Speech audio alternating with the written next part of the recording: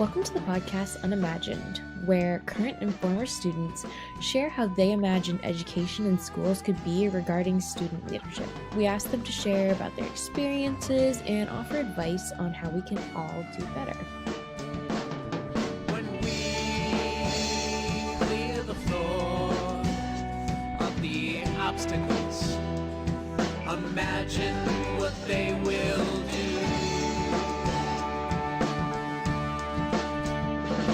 I know you can imagine too. I know you can imagine too. Students learn so much from each other. In this interview with Desiree, you'll hear how her experience as an exchange student in a rural high school changed her biases, and hopefully changed many of the students of the school that she went to. Welcome to the podcast. Desiree, thank you so much for joining us. Today, my normal co-host, Taylor, is not here, but Emily is here as a current student going into her senior year, and she is interested in learning how to do podcasting. So we're really excited to have her to join us. So Desiree, you took a survey about your leadership qualities. They certainly did not surprise me at all. What did you think when you took that survey and you got the results? I don't know. I don't really think a lot about the qualities I have. So I like to take such surveys because they remind me of the good qualities I have. In my stressful times, I need to remember that I have some qualities to work on and develop and focus on more. When I think back of your time, almost 7 years, I think about how kind you were to your classmates and how eager you were to learn. Now, when you were in chemistry with me, had you already taken chemistry in Lebanon? Yes, I have. Well, the schooling system here is quite different. You do not get to choose the subjects you take. You kind of have to take all the subjects, and then you choose when you go to college, or you choose when you are a senior if you want to pursue your higher studies in something scientific or literature or philosophy. This is the only time when you get to choose. This is why I have taken many chemistry classes. I have taken chemistry since I was a sixth grader. I was pretty familiar with chemistry. Not very familiar with lab work because we do not do a lot of lab here. We focus more on the theories. So a 16-year-old came to America. This was a huge jump for you in terms of traveling, or where you live in Lebanon, are you able to travel pretty freely? That was my first ever trip away from my family. It was my first time going on a plane. It was my first. I only went to Syria once when I was a little kid, and that was in a bus. I have never been on a plane before. And my first time was an entire year away from the country. So that was a huge step for me. It changed my life, not just like 1 year. Oh my goodness. So, and now that I'm looking at your qualities, I also see bravery, and you must have been so brave. Please tell me how you got yourself to the idea of learn in America. Tell me how that happens. To be very honest, I thought that this would never happen. I just applied. I thought I'm not going to get accepted. There was plenty of kids applying. I did not take it seriously first, and then they started calling me for one interview, one application. I was moving step after step, and then I got accepted. I was in front of a visa. You're going to the States. I thought it never happened. So I realized just like a couple weeks before leaving, I'm not going to be here for the next 10 months. It was like a joke at first. You were saying that when you got here, you were able to choose the classes that you wanted to take? If I wanted this year to be considered as is a junior year here in Lebanon, I had to take some of the classes. I had to take a chemistry class, I had to take a pre-calculus, an English class, and the rest, I could pick the rest. What did you choose to take? I remember taking psychology and cooking classes because those do not exist here. We do not have such classes like the fun classes at all. Yeah, I took an English and history class. Yeah. Emily is going through the same year that you went through when you were at the school. Did you know who you were going to be living with? Did you know where you were going to be going in America? I talked to my host family on Facebook a couple times before meeting them in person, but yeah, that was it because I was placed a bit late. So I was placed. I knew where exactly I was gonna be living before I left, like a couple weeks before I left. So I did not have time to meet them or call them or Zoom them. So yeah, it was a bit of a surprise, but I was lucky. Yeah. No, they had two kids, but they were married. Did you know where in America you were coming? The program taught us a bit about like some geography. They taught us about the states, their capitals, where they are on the map. But we did not know exactly about the characteristics of each state. And I discovered these things when I went there. I discovered the difference in the accents. I discovered the difference in the attitude of the people. New Hampshire is a bit known for its country lifestyle. Florida that I visited is more of a touristic place. New York, Washington. To be honest, I did not know exactly what these characteristics were before I went there. And how would you describe the town in which our school is located compared to where you are in Lebanon? Well, I live in a country too. I do not live in the city, but it's not as much of a country. It was not full of farms, horses, cows, not this much. So that was a big change for me. I was not used to live in the same house with chicken, horses. That was a beautiful experience for me because I love animals. So it was great. And I loved seeing the kids coming to the school wearing cowboy boots and hats. So that was different. I don't remember that at all, that we would wear Yeah, those some kids do, things. not all of them. So, talk about the culture of school in Lebanon versus the culture of school at where we were here. To compare it right, I'm gonna compare the school in America to the college life here. And here we have uniforms in schools. We have specific classes to take. We do not pick the classes.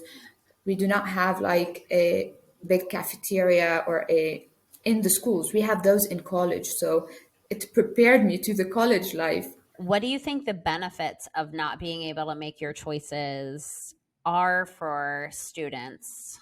I don't think this is very beneficial, to be honest, because sometimes the kids have challenges in the scientific subjects or have challenges in languages. So here we have to take languages. We have to take English, we have to take French, and we have to take Arabic. And three different languages are a bit challenging sometimes for different kids. So being able to pick your favorite or what you think you are going to use in the future is something good. And this is not an option here. So when kids are struggling in math, sometimes they switch to go to study we call it, they go to a technical school to learn a mechanics or like an industry, you know? Is it a choice that students in Lebanon are able to make that choice that math is too hard or science is too hard? Yeah, this is an option at the ninth grade or after they finish high school. They can choose.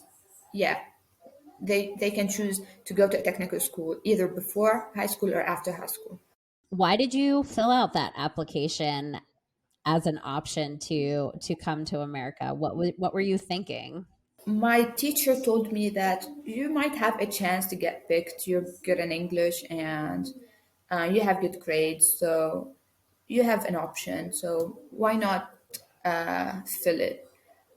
I was kind of a spoiled kid here. I was very attached to mom and dad. I could not leave the house. So she told me maybe this was going to be an experience for you to grow stronger. And yeah, I told my parents they were not taking it seriously, like I was not. So they said, okay, if you want to try, just like do it.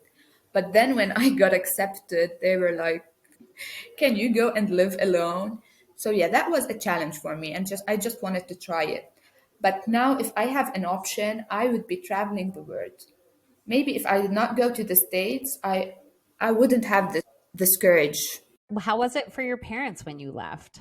Well, it was harder than I thought it was gonna be. Yeah, especially for my mom. She was like crying for every time they talked about me. She would cry again. Yeah, she did not get used to it. And now my sister is going to the States in the same program. Yeah, so my mom is bringing back the memories. So she's going to be doing an exchange program as well. That's it, she's going this year. Okay, so this is like a question for you and a question for her. Do you have a choice of where you get to go in America? No. You fill the application and they try to match the placement with the culture you live in here. So city kids are most likely to get placed in the city, so they are more used to their environment, you know. What do you remember being one of your first reactions or experiences when you got off the plane? I remember getting lost in the airport and asking for a woman to help me reach the gate because I did not know how to act. I mean, I was not used to airports or planes or like check-ins. So she was very kind and she went with me and drove me to the check-in point and then waited for me to get on the plane and then left. I was a bit worried. I lost my passport. I was very, very confused. I did not know what to do. Oh my gosh, you lost your passport or you thought you lost it? Yeah, I dropped my passport and then I heard the woman on the microphone saying my name and pronouncing it wrong. So I did not know she was calling me. That's why, yeah, it took me some time to get my passport back. So, what advice are you giving to your sister about her experience? She knows how much this affected me and how much this changed me. This is a lifetime experience. I mean, it's not going to happen again. Just like enjoy every single moment of it. I'm thinking about the technological advances that have happened in the last 7 years. So she's probably going to be easily able to chat with her host family and get to know them and maybe even take a tour. Yeah, I think this is gonna help her because I was so surprised. I felt like a stranger the first night. I could not sleep. I video called my mom at night and like told her I don't think I'm gonna be able to do it. I was like, just I dropped in a house where I knew no one.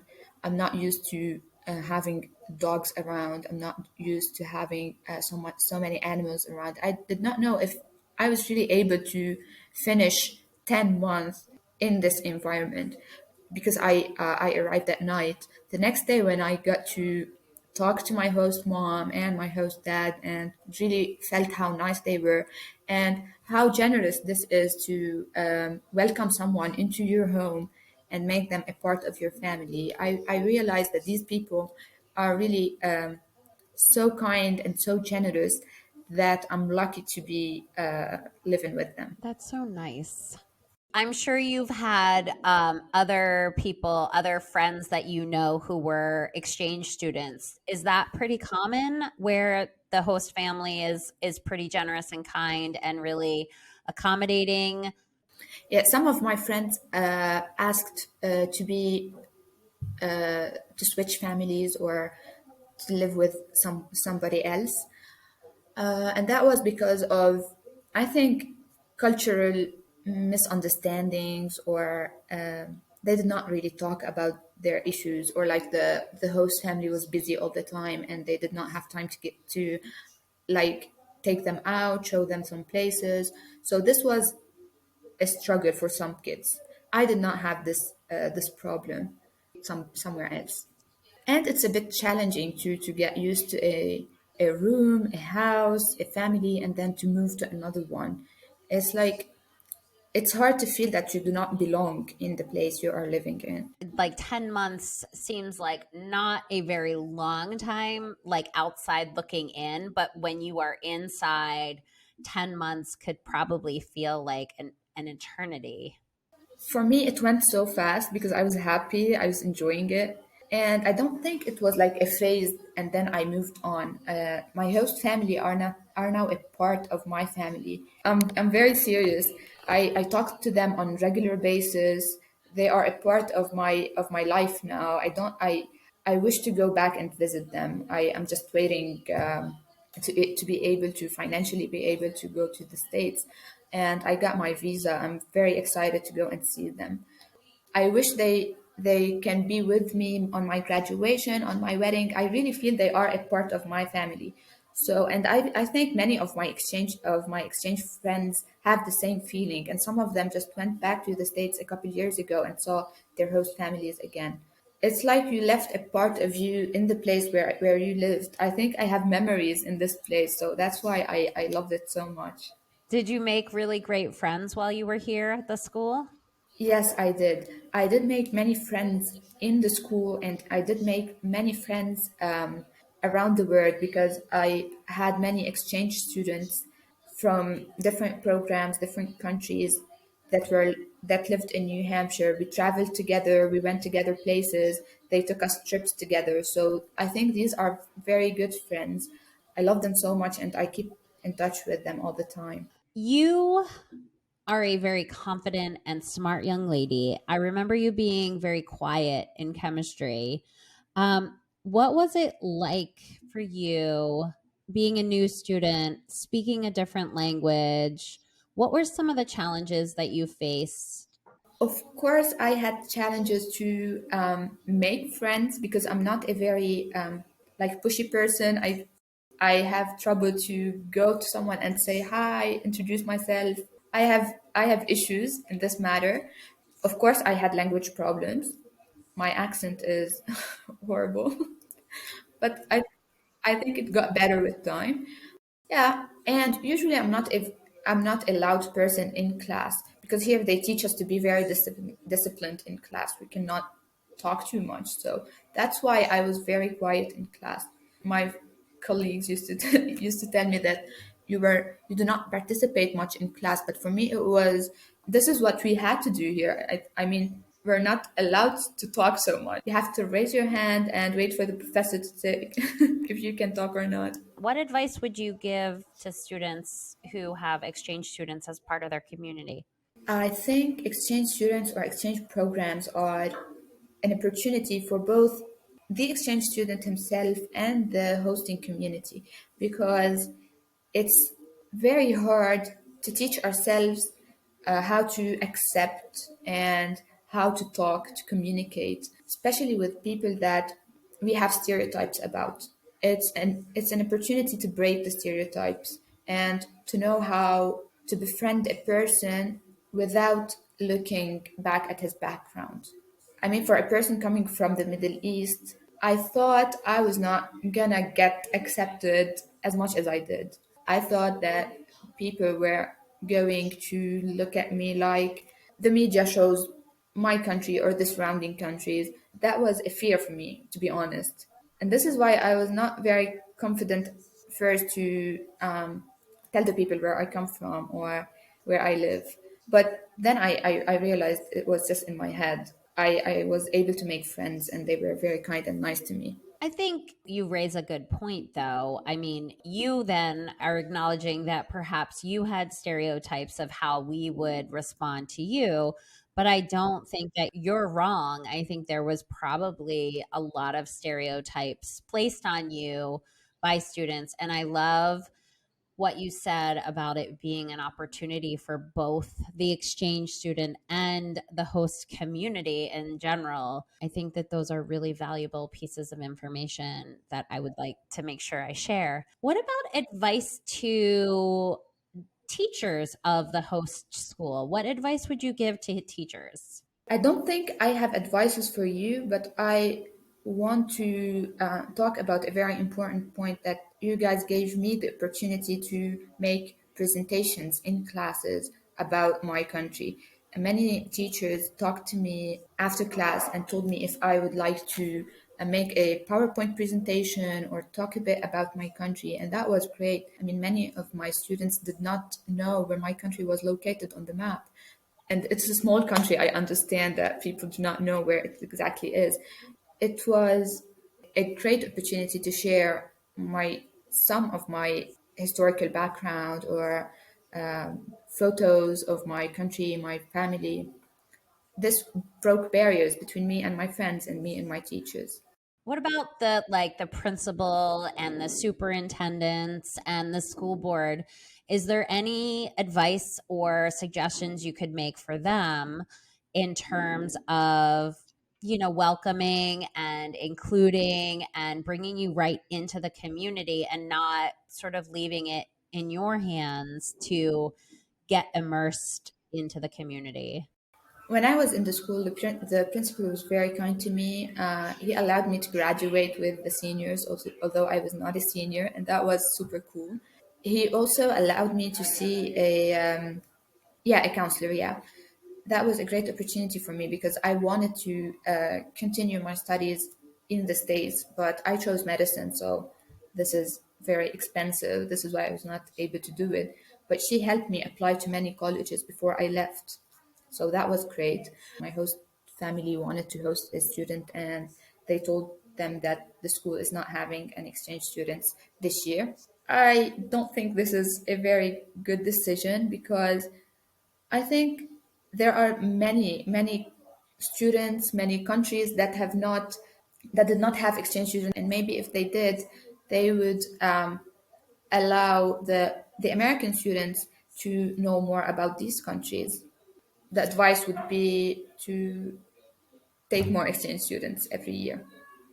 I think we've occasionally had three, maybe four at the most, but I think the years that we have many, I think there's so much value because not only are we learning about your community and your culture, but you're also learning about their community and their culture. And it's, the more people we're bringing in from the outside, the more we all are learning. Yeah, exactly. And I had some friends in New Hampshire and other schools. They had many exchange students with them at the same school from different countries and different programs. This helped them like to immerse more in their school environment because when you have, even though they do not know each other, like they do not know all their American peers, but when you have someone that is sharing the same experience with you, it's easier for you to feel their struggles and to become friends easier than with someone with a different experience, and they can both make more friends together. So I think having many exchange students at the same time will help the student and will help their American peers accept them more. Tell me a little bit more about your experience with counselors and your counseling. Do they offer things like that in Lebanon? And what were you able to get through that conversation with the counselor? Yeah. Well, in my high school, I was in a public high school here, so we did not have any counselors at all. Some private schools do have counselors, to be honest, but I was in a public school, so I did not have any. In college, we do have counselors, and because in a private college now, I do have counselors, but in public colleges, they do not, which is, I think, a big mistake because many students choose the wrong major or They pick something because of their financial abilities that they do not actually like. So having a counselor, especially at this young age, is very important because you cannot actually clearly take a decision about your future when you're so young. So you need to take advice from someone that is experienced in this domain. I think the one thing that I still wanted to ask you a little bit about is the system of education in Lebanon. Can you share a little bit more about what private and public education is in Lebanon, and maybe just walk us a little bit through what your education journey has been? When I was in middle school and when I was in kindergarten, I was in a private school, and then I moved to a public school for high school. For the educational qualities, or like the quality of the subjects we are taking, the teachers, the teachers like potential, it's great. They teach us very great things, and they focus a lot on sciences, on languages.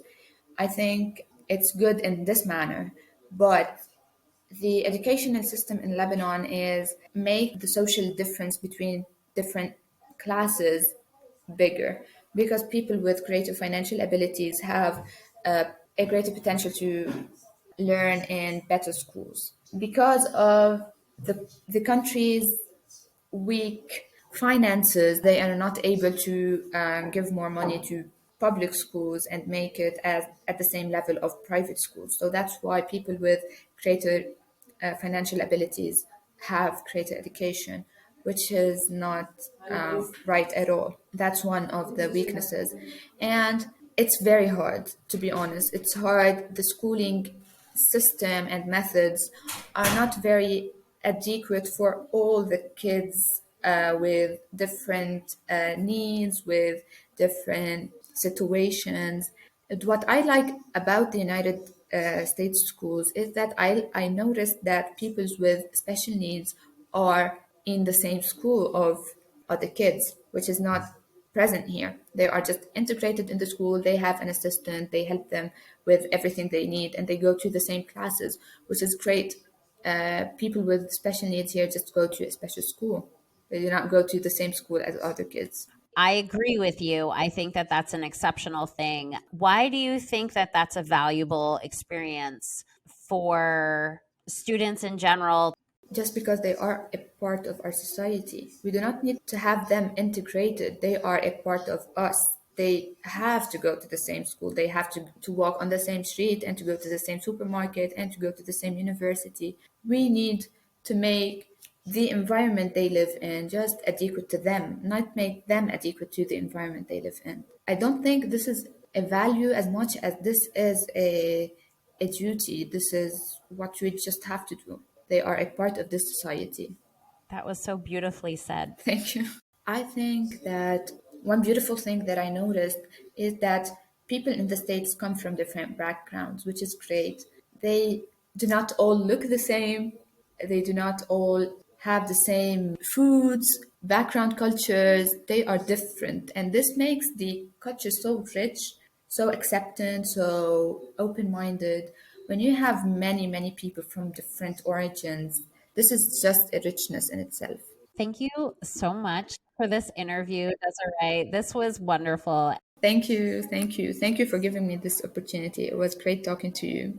What I really loved about Desiree's story was the piece about inclusivity and how we should not be designing schools around students with different needs, but finding ways to incorporate them into all of our schools because they are part of our society. She makes such a beautiful point of inclusion. And I don't know that she would have seen the possibilities of that experience had she not come to the United States and seen it firsthand. She's an incredible student. She was an incredible student when I had her in class, and she still astounds me at her empathy and awareness of the world. Forward to building upon those connections as we both grow. Thank you for listening to another episode of Unimagined. If this episode spoke to you, like it. If you think someone else could use it, share it. Or if you know of a student who has a story to tell, connect them to us. You can find me on Twitter at lconnell20.